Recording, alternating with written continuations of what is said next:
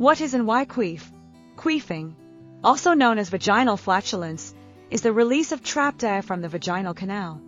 Unlike regular flatulence, queefing does not involve digestive gases and has no odor.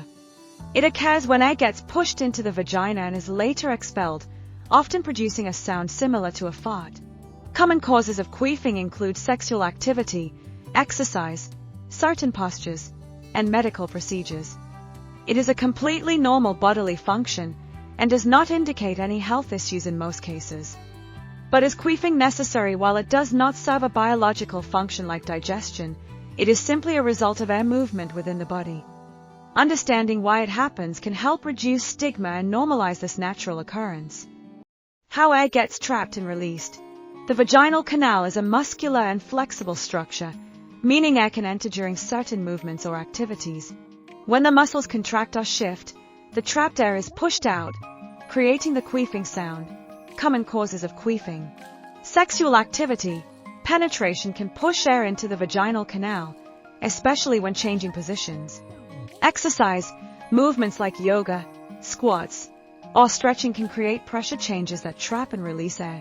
Posture changes. Sitting, standing, or bending over can shift air inside the vagina, leading to queefing. Medical exams. Procedures like pelvic exams or tampon insertion can introduce air into the vaginal canal. Weak pelvic floor muscles. Conditions like childbirth or menopause can affect muscle tone, making queefing more frequent. Queefing is completely normal and does not indicate a health issue unless accompanied by pain or unusual discharge. Research confirms that queefing is not necessarily a sign of a weak pelvic floor. It happens due to body positioning, movement, and air pressure changes rather than muscle strength.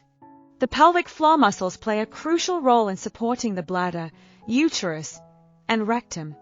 While weak pelvic floor muscles can contribute to queefing, even individuals with strong pelvic health experience it.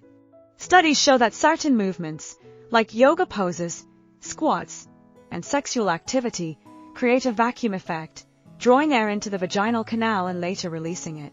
Kegel exercises may help strengthen pelvic muscles, but queefing itself is not a health concern unless accompanied by discomfort or other symptoms.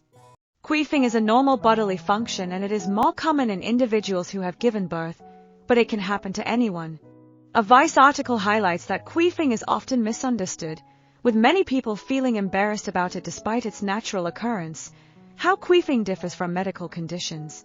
While queefing is normal, certain medical conditions can cause similar symptoms but require medical attention. Rectovaginal fistulas. These are abnormal openings between the rectum and vagina, allowing stool or gas to pass through the vaginal canal. Unlike queefing, fistulas often cause foul-smelling discharge, infections, and discomfort.